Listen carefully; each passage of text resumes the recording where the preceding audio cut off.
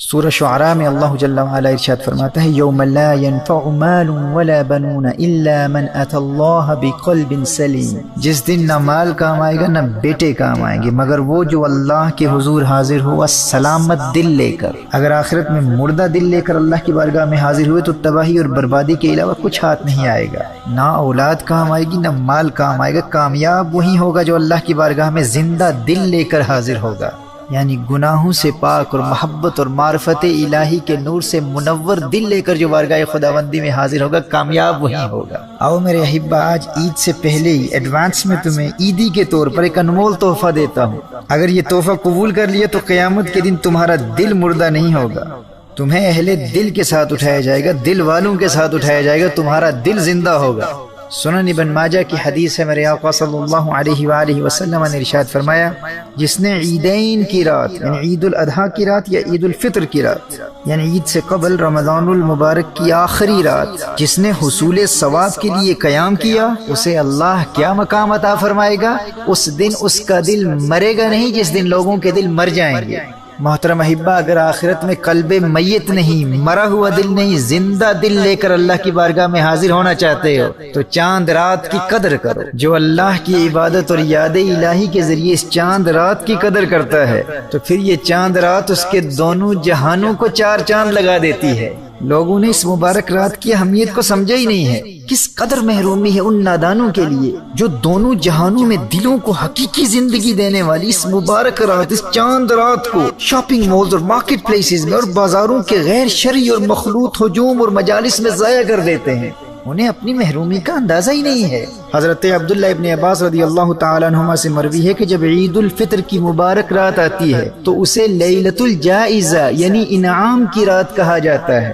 اسلام میں عید الفطر کی رات یعنی چاند رات کو لیلۃ الجائزہ کہتے ہیں، یعنی انسان تمام رمضان المبارک میں دن کے روزے اور رات کے قیام اور دیگر عبادات کے ذریعے جتنی محنت کرتا ہے ان تمام عبادات کا خاص انعام اللہ جل وعلا کی جانب سے لیلۃ الجائزہ میں ملتا ہے، اس انعام کی رات میں ملتا ہے۔ یہ جسے تم چاند رات کہتے ہو نا، یہ سارے مہینے کی عبادات کا صلہ ملنے کی رات ہے، انعام ملنے کی رات ہے۔ یعنی یہ چاند رات در حقیقت اللہ جل وعلا کی طرف سے عیدی ملنے کی رات ہے۔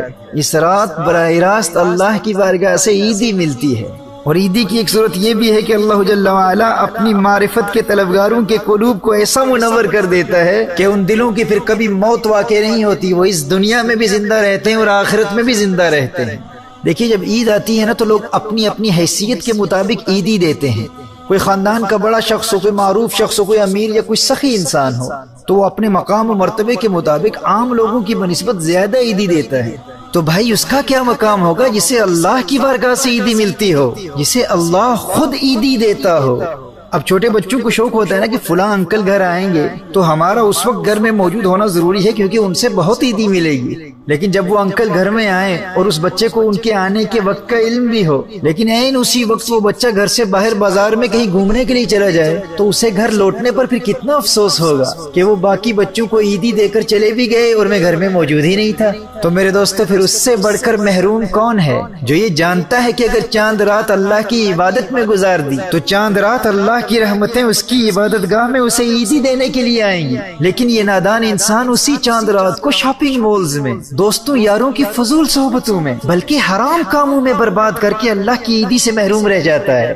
میرے بھائیوں، میری بہنوں، اس لیلۃ الجائزہ کی، اس انعام کی رات کی، اس چاند رات کی قدر کرو اور یاد رکھیے آخرت میں دلوں کو زندہ رکھنے کی فضیلت یہ ان دونوں راتوں کو حاصل ہے، عید الفطر کی رات کو بھی اور عید الاضحیٰ کی رات کو بھی۔ یہ دونوں راتیں اہل دل کی راتیں ہیں، دل والوں کی راتیں ہیں۔ ان مبارک راتوں میں شب بیداری کی فضیلت اس قدر ہے کہ حافظ ذکی الدین المنذری نے ترغیب و ترہیب میں حضرت معاذ بن جبل رضی اللہ تعالیٰ عنہ کی روایت نقل کی ہے۔ فرمایا جو ان 5 راتوں میں شب بیداری کرے اس کے لیے جنت واجب ہو جاتی ہے۔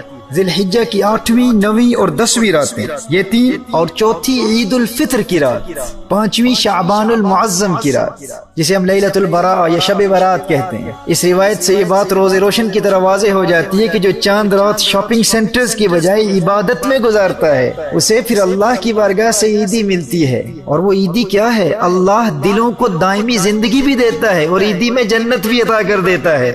اس روایت میں یہی فرمایا کہ جو ان راتوں میں شب بیداری کرے پھر اس کے لیے جنت واجب ہو جاتی ہے۔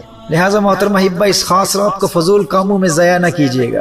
لیلۃ الجائزہ میں آنسو بہا کر رو رو کر اللہ کی بارگاہ میں ماضی کی خطاؤں سے توبہ بھی کریں اور آئندہ گناہ نہ کرنے کا پختہ ارادہ بھی کریں۔ اب آئیے چند باتیں فلسفہ عید اور پھر عید کے دن کے حوالے سے، اور پھر لائف آفٹر رمضان یعنی رمضان المبارک کے بعد 11 مہینوں میں رمضان المبارک کی فیوز و برکات کے ذریعے گناہوں سے بچنے کا طریقہ کیا ہے، اس پر چند باتیں سماعت فرما لیجیے۔